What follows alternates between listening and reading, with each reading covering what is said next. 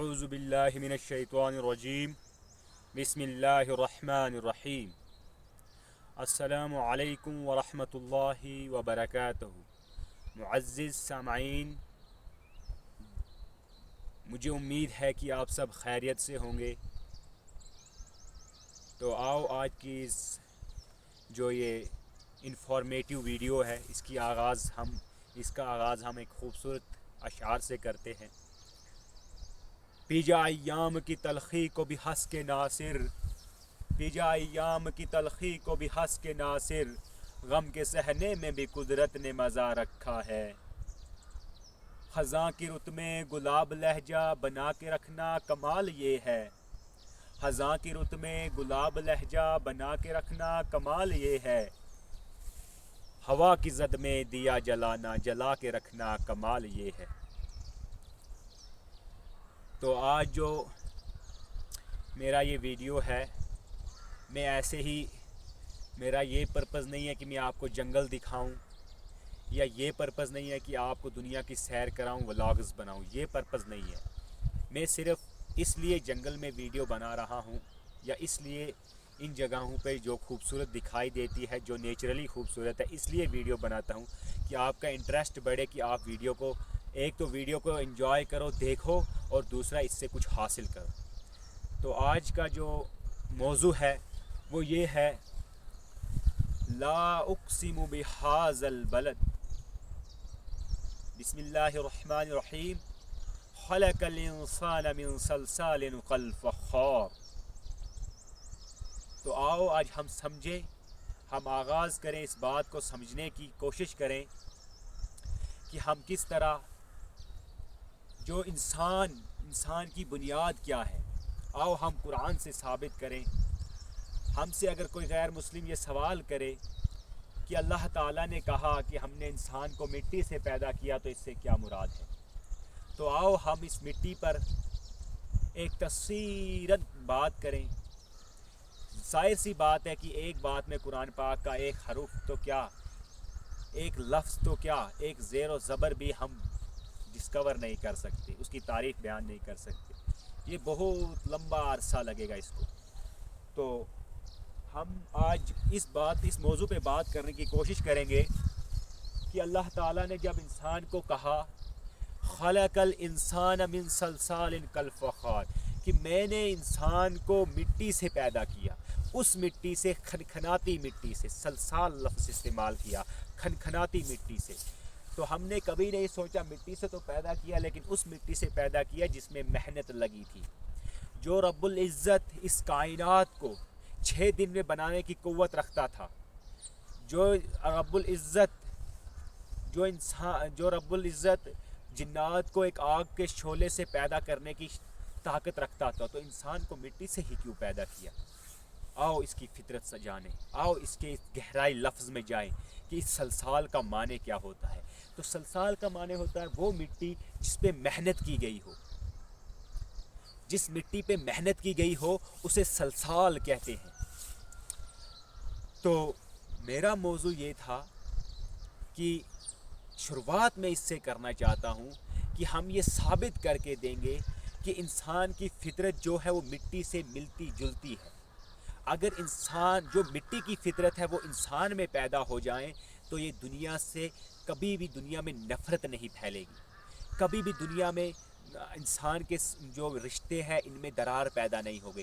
جو فطرت انسان میں ہے، اگر وہی فطرت، جو فطرت مٹی میں ہے، اگر وہی فطرت انسان میں پائی جائیں تو ہم اس دنیا کو بدل سکتے ہیں، اس اپنی کائنات کو بدل سکتے ہیں۔ دیکھو اللہ تعالیٰ نے تو صرف جنات اور انسان کو ہی چیلنج کیا ہے، اس مخلوقات، جنات کو بھی کم چیلنج کیا، لیکن انسان کو کیا کہا، آپ تو اشرف المخلوقات بنائی میں نے، لیکن اس کے باوجود ہم سے یہ بھی کہہ دیا کہ اگر آپ میری نافرمانی کرو گے تو میں قیامت کے دن آپ سے حساب لوں گا۔ ہم نے اس بات پہ غور و فکر نہیں کیا کہ ہم کسی چیز پر بھی اگر محنت کرتے ہیں نا، تو ہم اس کے جو ریزلٹس ہے، اس کے جو نتائج ہے، اس پر ہم اس کے تیاری میں رہتے ہیں کہ کب آئیں گے تو ہمیں یہ رزلٹ دیں گے۔ تو اسی طرح اللہ نے انسان کو محنت سے بنایا ہے، فرشتوں سے کہا کہ مٹی لاؤ، پھر اس کو گوندو، اس پر محنت کرو، اور ایک انسان تیار کیا۔ اس انسان کو ہر چیز دی جو اسے چاہیے تھی، اسے صبر بھی دیا، اسے جو یہ ہے کہ نفس بھی دیا، لیکن اب ہم ہی انسان ہے کہ ہم نے اس مٹی جس مٹی سے پیدا ہوا اس کی فطرت کو ہی چھوڑ دیا۔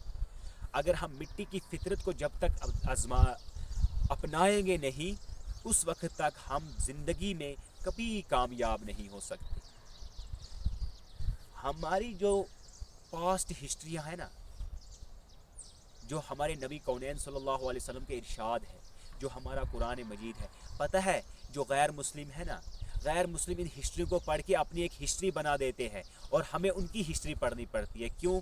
کیونکہ وہ ہماری ہسٹری پڑھ کے اپنی ایک ہسٹری ڈسکور کر کے چلے جاتے ہیں۔ ہمارے لیے افسوس کی بات ہے کہ ہم ان کی ہسٹری تو پڑھتے ہیں لیکن اپنی اس ہسٹری کو چھوڑ دیتے ہیں کہ اللہ تعالیٰ نے اگر نبی کونین صلی اللہ علیہ وسلم نے کہا کہ مٹی کا برتن تمہارے لیے فائدہ مند ہے تو کیوں ہے؟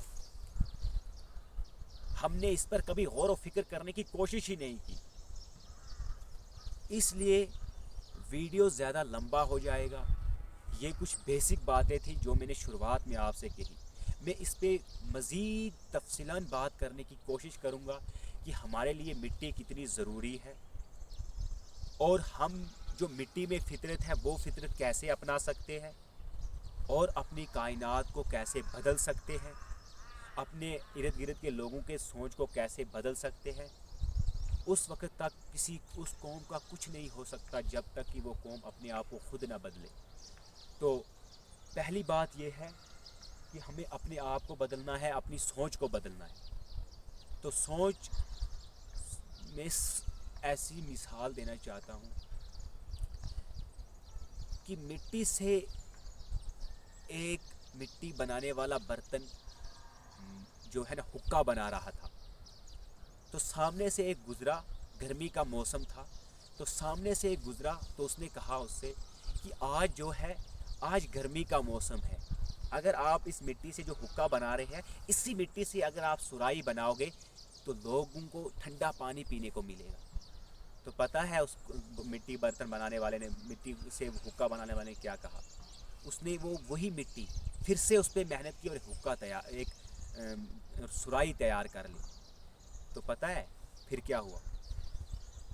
جب اس نے وہ سرائی تیار کر کے رکھی نا تو مٹی سے آواز آئی کہ آپ نے تو صرف اپنا ہاتھ بدلا، اپنی بات بدلی، اپنی سوچ بدلی، میری تو زندگی ہی بدل گئی۔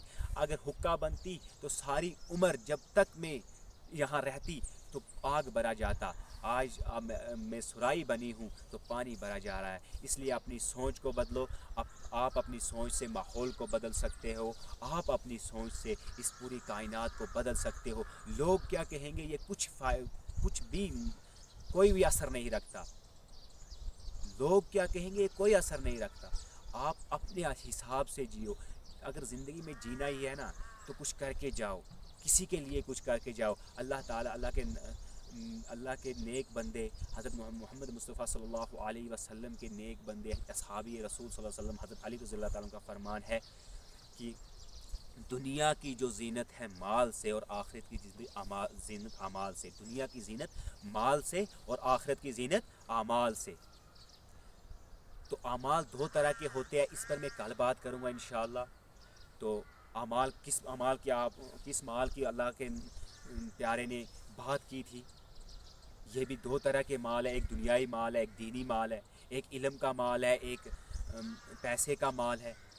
دوسری بات ہے کہ جو اعمال ہے اس کو کیسے بدلا جائے، لیکن ہمارا مین مقصد یہ رہے گا کہ ہمیں مٹی کے کیا فائدے ہیں اور ہم مٹی سے کن چیزوں کو بدل سکتے ہیں جو ہمارے ماحول کے لیے آج بھی خطرہ بن کر ہمارے سر کے اوپر منڈرا رہی ہے۔ تو آخر میں ایک شعر سے اس پوری ویڈیو کا اختتام کروں گا۔ مانا کہ دنیا کو گلے گلزار نہ کر سکے، مانا کہ دنیا کو گلے گلزار نہ کر سکے، کچھ خار کم تو کر گئے جدھر سے گزرے ہم، کچھ خار تو کم کر گئے جدھر سے گزرے ہم۔ باقی والسلام۔ ویڈیو اگر اچھا لگے تو چینل کو سبسکرائب کرنا، یہ آپ کا حق بنتا ہے۔ اگر انفارمیٹیو ویڈیو ہے تو آپ شیئر کیجئے، کومنٹ کیجئے اگر مجھ سے کچھ غلطی ہوئی ہے.